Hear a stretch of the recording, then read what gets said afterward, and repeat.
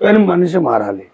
వాళ్ళు పిల్లలు వచ్చారు, నడుగురి మనకి ఇది వద్దు, మీరు కూడా మాతో పాటు మంచిగా ఉండొచ్చు, అన్నీ ఉన్నాయి ఇవన్నీ చెప్తాం. మేము సరే అని చెప్పేసి చేదరఘాట్లో హాస్టల్, అది చేదరఘాట్ మెట్రో రైల్వే స్టేషన్ ఏదైతే ఉందో తెలిసిన వచ్చేస్తుంటే ఎండింగ్లో ఆన్నే హాస్టల్, దాని ఎదురుగా దర్గా పార్క్ ఉంటుంది, సిగ్నల్ అని చిన్న పార్క్ ఉంటుంది.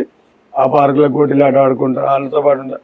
హాస్టల్లో ప్రత్యేకత ఏంటంటే అన్నం టైంకి ఉంటుంది, టీవీ ఉంటుంది, క్రికెట్ అంటే చిన్నది ఆడనే ఆడుకునేది. క్రికెట్ అంటే చిన్న కాంపౌండ్ లోపలనే ఈ చెస్ ఆడము, క్యారమ్ బోర్డ్ ఆడము ఇవన్నీ పెట్టరాళ్ళు. మాకు పిల్లలకి ఏదైతే కావాలో ఆడుకోవడానికి అవి ఉండేది. అట్లా మాకు మంచిగా అనిపించింది. రోజు మధ్యాహ్నం కోడిగుడ్డు పెట్టడం, ఆ ఫుట్పాత్ మీద అది కూడా అరుకొచ్చుకొని తింటే బువ్వ లేకపోతే లేదు. అట్లా గాలి మాది మంచి జీవితానికి మొదలుపెట్టింది హాస్టల్. అక్కడ సండే పూట అక్కలు వస్తారు, అక్కలు వచ్చి మాకి అంటే ట్యూషన్ చెప్తారు. వాళ్ళు ఆ రోజు మొత్తం మమ్మల్ని ట్యూషన్ చెప్పడము, వీలైతే అన్నం రావడము.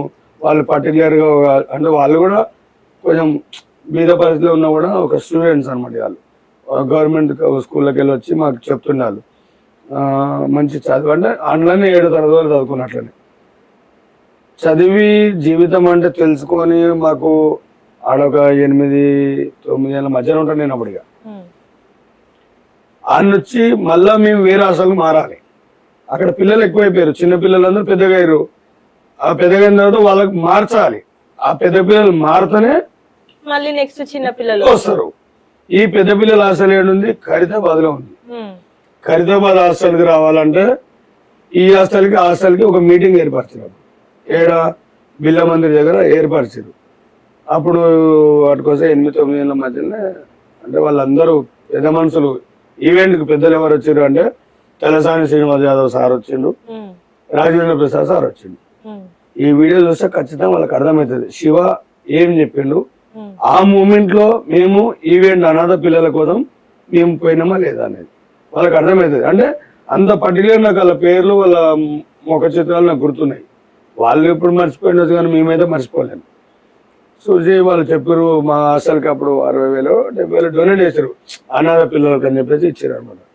కాబట్టి ఆ రుణం ఎలా తీర్చుకోవాలి? మేము 10 మందికి కష్టం పడితే వాళ్ళు మాకు దాతల రూపంలో సాయం చేశారు. ఆ దాతలు మా కడుపు నింపినప్పుడు ఈ శరీరము ఇంకొకరు సాయం చేయాలి. తిని పెరిగినాం కాబట్టి హాస్టల్ వాళ్ళ రుణం నేర్చుకోవాలి.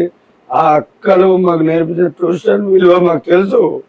ప్రతి ఒక్కరికి ఈరోజు పిల్లలకి చదువు విలువ తెలియదు. చదువు అనేది చాలా ఇంపార్టెంట్. మనిషికి ఇట్లా దీనిట్లో మర్చిపోతాం, అది తప్ప. అది నువ్వు విశ్వాసం ఏట్లో చూసా అంటే తిన్న విశ్వాసం మర్చిపోకూడదు. అట్లా మేము మా మైండ్ అట్లా నడుస్తుంది. ఇక హాస్టల్ మారినాం, హాస్టల్ ఖైరతాబాద్కి వచ్చింది. ఇక అక్కడ నా జీవితం అంతా ఇక అల్లకొల్లలో జరుగుతుంది. ఇక ఆడంటే ఫ్రీ అన్నం అన్ని సరిపోయినాయి. ఈ హాస్టల్లో రోజు 5 రూపాయలు కట్టాలి. ఈ 5 రూపాయలు నేను ఎక్కడ తీసుకురావాలి?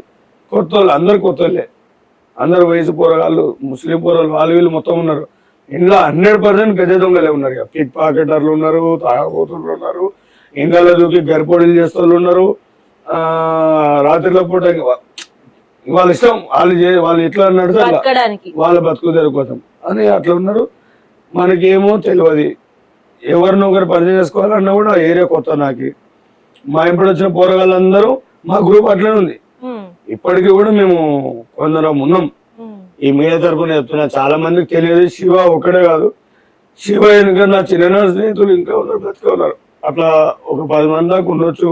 మిగిలిన వాళ్ళు అందరూ వాళ్ళ ఫ్యామిలీ విశేషాల వల్ల చనిపోయారు. ఇంకొక 10-15 మంది ఉన్నాము. అంటే నేను ఎప్పుడు 18 మంది గ్రూప్, మేము 18 మంది గ్రూప్ అనేది. అట్లా వాళ్ళలో నేను కొన్ని పనులు వచ్చినా నాకు సెట్ కాలేదు. కారణం నేను ఏదో చేసేది ఉంది. ఈ యొక్క సమాజానికి నేను ఏదో మెసేజ్ ఇవ్వాలి.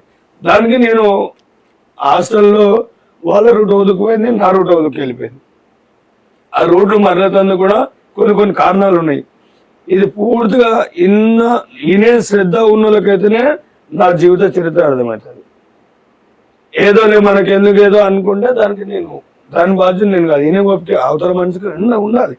ఆ ఈయన ఒప్పుకుంటే నేను చెప్పగలుగుతా ఏం జరిగింది, అసలు శివ జీవితంలో ఏం జరిగింది, మా జీవితంలో ఏం జరిగిందో, తను చెప్పేదాన్ని ఏం జరిగింది, ఆ ఏజ్ లో ఉన్న వాళ్ళందరికీ అర్థమవుతుంది ఒక తండ్రి బాధ ఎట్లుంటది, ఒక కొడుకు బాధ ఎట్లుంటది, ఒక అక్క చెల్లెలు లేని వాళ్ళ పరిస్థితి ఎట్లుంటది అని.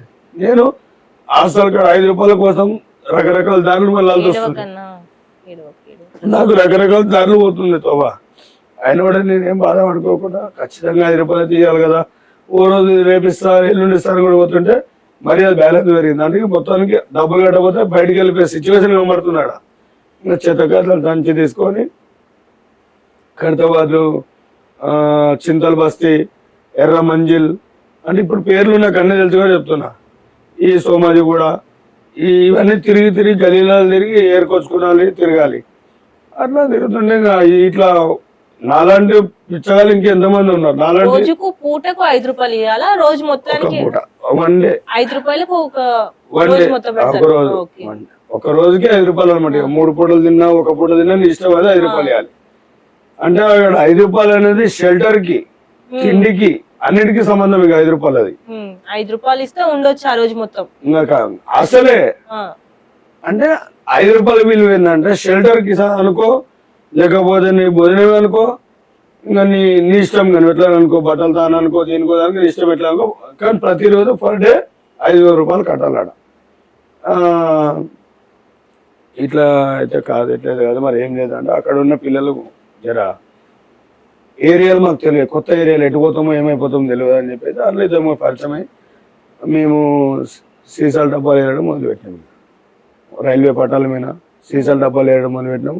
అక్కడ ఉండే వాళ్ళు ఏరుకొచ్చుకున్న డబ్బుల్ని గుంజుకోవడము, కొంచెం రౌడీ షీటర్ లాగా నిలబెట్టి, అంటే ఆ పట్టాల మీద మేము కొంచెం కాలేదాలకు పోయినప్పుడు ఏదైనా డబ్బులుంటే గుంజుకోవడం అట్లా చేస్తున్నాం అన్నమాట. అంటే చిన్న వయసైనా మాకి బుద్ధి జ్ఞానం వచ్చింది బాగా.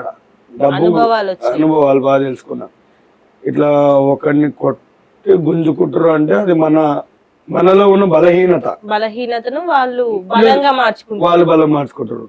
అదే మనం కరెక్ట్ బలం సెట్ అయితే దాని జీవితం వేరే ఉంటుంది అనేది. చేతగాది ఏరుకుంటే ఓన్ గా నేను సొంతంగా ఏరడం మొదలుపెట్టిన. సొంతంగా ఏరుకుంటూ పోతుంటే రైల్వే స్టేషన్ సికింద్రాబాద్ దాకా వస్తుంది. సికింద్రాబాద్ ఒక అక్క కలిసింది. అక్కకు ఒక చిన్న పాప, 3 నెలల పాప ఉంటుంది. 3 నెలలు అంటే చిన్న బేబీ. అక్కకి తన పరిస్థితి బాగునో లేదంటే ఆ బిడ్డ కోసమో తన ఫ్యామిలీ కోసమో ఏదో తప్పుడు పని చేసుకుంటూ బతుకుతున్నాడు. నాకు నిన్న మొన్న ఒక అన్న చెప్పాడు, ఈ మీడియా పూర్వంగా చెప్తున్నా ప్రతి ఒక్కరికి, నా జీవిత గాథ మీతో పంచుకుంటున్నాను. నేను ఫస్ట్ ఈ ట్రాఫిక్ నేను ఎందుకు వస్తున్నా అంటే నేను అక్కడ కళ్ళతో చూసినామని చెప్తున్నా. ఏదో ఈ మీడియా వాళ్ళు నాకు ఇంట్లో ఏదో చూపిస్తారు, నాకు ఏదైతే నాకు ఆశలే, నాకు డబ్బు మీద ఇష్టంలే. నేను చేసే పని మీద నా నమ్మకం. ఆ నమ్మకమే ఆ అక్కడ చేసిన తప్పుడు పని. అన్నా నువ్వు అన్ని చెప్తావు, నాకు ఈ ఒక్క విషయం ఎందుకు చెప్తున్నావు అంటే ఆ సిచ్యువేషన్ అట్లుంది మళ్ళీ అన్న అక్కడ. నేను వాళ్ళ రూట్లో పోతే ఈ పాటికి ముఖం నుండి చెరపాట్లు పెట్టుకొని, బ్లేడ్ కోతలు పెట్టుకొని, రకరకాల కష్టాలు పడి ఈ పాటికి సగం చనిపోవాలి. ఈ పాటికి ఎప్పుడు రాళ్ళపాలో రైల్వే స్టేషన్ కిందనో ఎగిరిపోవాలి. అలాంటి మూమెంట్లో నా అన్ని దారి మలిపిన ఒక దాత, నా జీవితానికి గొప్ప మహనీయుడు కృష్ణ. ఆయన ఒక ఇజడా, ఒక అటు ఆడగాదు ఇటు మోగాని మనిషి. ఆయన వచ్చి లేదన్నా కూడా ఒక 70 సంవత్సరాలు ఉంటాయి. 70 ఏళ్ళ ముసలైన, మొత్తం ఈ నుంచి అంత పెద్ద ఎంటుకలు ఉంటాయి. ఆయన కూడా ఎందుకు బాబు ఇటు వస్తున్నావు అంటే నువ్వేదైనా అంటే ఈయన అక్కడ ఓడడానికి కారణం ఏంటంటే రైల్వే స్టేషన్లో వినాయకుని గుడి ఉంది. ఆ వినాయకుని గుడి కాడ అన్నదానం అవుతుంది 11 గంటలకి. ఆ అన్నం తినడానికి పోతున్నా. ఈ వీడియో ఆ గుడి పూజారులు చూసినా వాళ్ళకి తెలుస్తుంది ఈ గుడిలో అన్నదానం అవుతుండే ఒక అప్పటి నుంచి ఇప్పటిదాకా. ఇప్పుడు కూడా అవుతుండొచ్చు. నేను అన్ని సంవత్సరాలు తిన్నా కాబట్టి ఆ తిండిని మర్చిపోకుండా చెప్తున్నా. ఆ సిచ్యువేషన్లో 1వ ప్లాట్ఫారం నుంచి 6వ ప్లాట్ఫారం వరకే రైల్వే డబ్బాలు. అప్పుడు చిన్న పట్టాలు, పెద్ద బండ్లు పెద్ద టైర్ల బండ్లు లేవు. ఇప్పుడు అన్ని పెద్ద బండ్లు తయారైపోయినాయి. అమ్మ అనొచ్చి ఆ ఎక్క చేస్తున్న పని నాకు కొంచెం అంటే నేను ఏదో 5 రూపాయలు నాకు కావాలి కదా, 5 రూపాయలు అవి ఇస్తా అంటుంది కదా, ఆమె ఏదో పిల్ల కోసం పాలు అవి తెచ్చేయడం కదా, నేను ఇట్లా పోతున్నా. ఈ శివ జీవితానికి ముగింపు ఆరంభం అంతా ఈ కృష్ణ రావడం.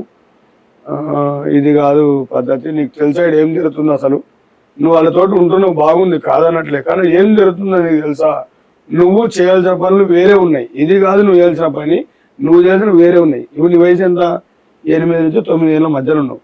నీవు నేర్చుకున్న ఈతలకి నీ జీవితానికి నీకు చేసే ఈ పనికి ఏం సంబంధం ఉన్నాడా అనేది తన మాటల్లో నాకు అర్థమైంది.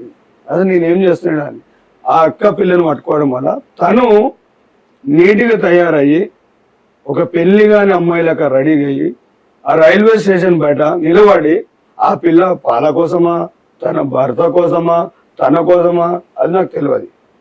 తన ఒళ్ళుని అమ్ముకొని డబ్బులు సంపాదిస్తుంది. ఆ పిల్లని ఎత్తుకొని దగ్గర ఉంటే ఎవరైనా వస్తారా? ఎవరు రారు. నా దగ్గర ఉందని ఎవరు తెలియదు.